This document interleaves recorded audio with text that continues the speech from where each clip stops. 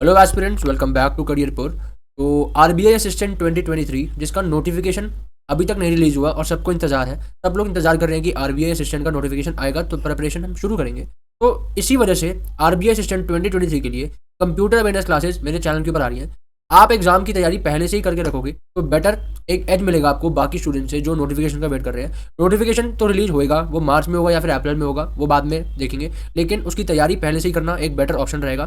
थोड़ा थोड़ा पढ़ना मेंस के लिए भी और प्रीलिम्स के लिए भी काफ़ी इंपॉर्टेंट रहता है ऑलरेडी। तो जिन लोग पहले से तैयारी कर रहे हैं बैंकिंग एग्जाम की, उनको पता होगा कि मेंस के लिए प्रिपरेशन करना बहुत ही बेटर रहता है अगर हम प्रीलिम्स से पहले हम मेंस की प्रिपरेशन करें। तो चलिए इसलिए शुरू करते हैं आज की वीडियो को। आज हम डिस्कस करने वाले हैं latest MCQ questions RBI assistant 2023 के लिए। तो चलिए शुरू करते हैं। अगर हम बात करें सबसे पहले क्वेश्चन की यहाँ पे, तो आज का क्वेश्चन सबसे पहला है, मैं पेन साथ में ओपन कर लेता हूँ, कि personal computers can be connected to together form बहुत सारे पर्सनल कंप्यूटर्स को अगर हम कनेक्ट कर देते हैं एक साथ, ऐसा नहीं है कि सारे कंप्यूटर को एक साथ लगा देते हैं, इंटरनली या यूएसबी केबल के थ्रू या एक टोपोलॉजी के अंदर अगर हम इनको कनेक्ट कर देते हैं तो इनको क्या कहते हैं? तो इनको हम कहेंगे नेटवर्क। इसको हम क्या कहेंगे? नेटवर्क। एक नेटवर्क बन जाता है पर्सनल का। सेकंड क्वेश्चन की तरफ बढ़ते हैं। Name of the round shining portable disc. एक round shining portable disc which can store large amount of information and sort. अब आपको राउंड शाइनिंग पोर्टेबल डिस्क से सामने पता चल गया होगा, आपने अपने घर में सीडीज का यूज़ काफ़ी करा है, तो इसका वैसे तो आंसर सीडी रोम है, मार्क कर देते हैं इसको। तो सीडी का जो यूजेस हमने करा है, हम पहले हमारे स्कूल में हमें सीडीज मिला करती थी जिसमें हमारे सिलेबस का सारा इन्फॉर्मेशन हुआ करती थी उसके अंदर। तो सीडी क्या होती है? काफ़ी ज़्यादा स्टोर कर सकती है large amount of information and software, तो इसको हम कहेंगे सीडी रोम। थर्ड क्वेश्चन की तरफ बढ़ते हैं। In Oracle who own the data dictionary. Oracle के अंदर डेटा डिक्शनरी कौन ओन करता है? तो इसका आंसर है एसवाईएस। एसवाईएस जो है ओन करता है डेटा डिक्शनरी के ऑरेकल के अंदर। फोर्थ क्वेश्चन की तरफ बढ़ते हैं। Dash is reuse to identify a user who returns to a website.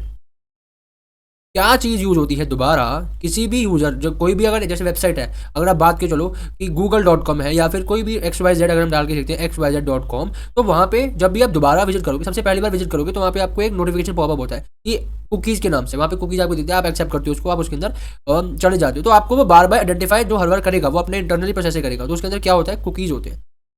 Cookies होते हैं। तो इसका आंसर हो गया cookies is use to identify a user who returns to website. अगर आप abc.com कुछ भी ले लो, bcd.com, तो वेबसाइट पे दोबारा जाओगे तो कुकी वहाँ पे यूज होगा। नेक्स्ट हम बढ़ते हैं अगला question. The human readable version of a program is called. जो भी प्रोग्राम्स होती है, जो कोडिंग, जिन लोगों को कोडिंग पता होगा कोडिंग क्या होती है, तो कोडिंग काफ़ी सारे ऐसे पॉइंट्स होते हैं जो ह्यूमन नहीं उनको पढ़ सकते, हमारे अंडरस्टैंडेबल नहीं होती, क्योंकि प्रोग्रामिंग लैंग्वेज होती है। सिर्फ आईटी पर्सनल या आईटी जॉब जिनको आता है वो लोग उनको आइडेंटिफाई कर पाते हैं। तो ह्यूमन रीडेबल वर्जन किसी प्रोग्रामिंग या किसी प्रोग्राम का, उसको हम क्या कहेंगे? तो उसको हम कहते हैं सोर्स कोड। उसको सोर्स कोड कहा जाता है। फिफ्थ क्वेश्चन की तरफ बढ़ते हैं। Soft copy refers to. अब आपने दो नाम सुने होंगे, सॉफ्ट कॉपी और हार्ड कॉपी। किसी भी इंटरव्यू में जाते हो आप आईबीपीएस पीओ के मेंस के इंटरव्यू में जाओगे तो आपको बोला जाएगा आपको हार्ड कॉपी लेके आनी है अपने डॉक्यूमेंट्स की। या आप आरबीआई का एग्जाम देने जाओगे, आपका जब इंटरव्यू होगा, वैसे इंटरव्यू तो नहीं होता इसमें, जब भी आपकी डॉक्यूमेंट वेरिफिकेशन होगी, डीवी होगा, तो आपको हार्ड कॉपी बोला जाएगा। अपने जो जितने भी आपके डॉक्यूमेंट्स हैं उनकी हार्ड कॉपी लेके आओ। तो हार्ड कॉपी जो होती है आप जो ओरिजिनल फॉर्म में देते हो, पेपर के फॉर्म में। सॉफ्ट कॉपी क्या होती है? Electronic output. आजकल जैसे हम व्हाट्सएप पे फोटो भेज देते हैं, व्हाट्सएप पे फाइल बना के भेज देते हैं अपने, जैसे 10th की मार्कशीट, 12th की मार्कशीट, तो उसको हम कहते हैं सॉफ्ट कॉपी। सॉफ्ट कॉपी मतलब इलेक्ट्रॉनिक आउटपुट।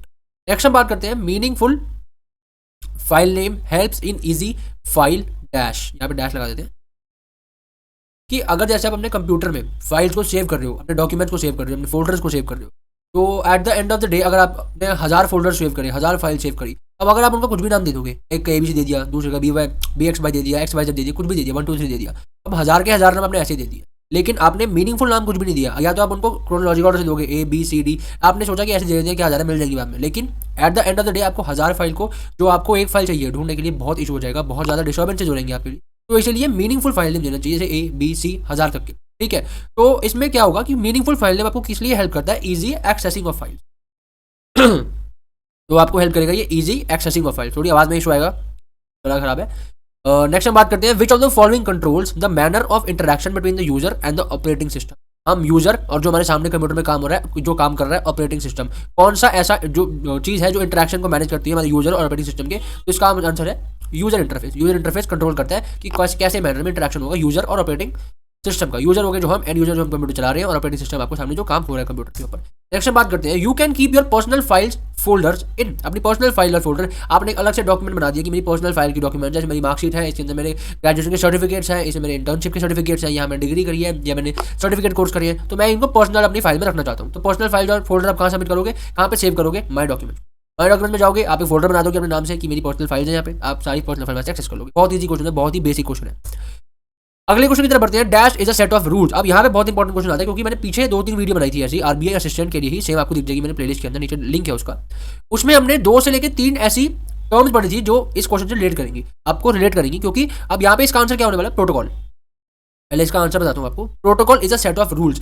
अब सेट ऑफ रूल्स को तो प्रोटोकॉल कहते हैं, तो काफी सारी अलग अलग टाइप की प्रोटोकॉल भी होती है, और मैंने पिछले वीडियो में डिस्कस करा है, जैसे हमने पढ़ी है TCP IP protocol, HTTP hyper text transfer protocol, ठीक है। तो अब आपको होमवर्क क्वेश्चन एक ये है, आपको एक टास्क दिया जा रहा है कि आपको कमेंट बॉक्स में ऐसी कोई प्रोटोकॉल का नाम बताना है, जैसे टीसीपी नहीं बताओगे आप ना, फिर आप एचटीटीपी बताओगे, जो आपने कॉमनली सुनी है, या आप अभी आप गूगल पे सर्च करके आप कोई भी एक नाम बताओगे, किसी भी एक प्रोटोकॉल का। प्रोटोकॉल क्या होती है, सेट ऑफ रूल्स। अगले क्वेश्चन की तरफ बढ़ते हैं। The connection between your computer and at home and your local ISP is called. अब पहले इस क्वेश्चन को आंसर देने के लिए आपको पता होना चाहिए आईएसपी क्या होता है।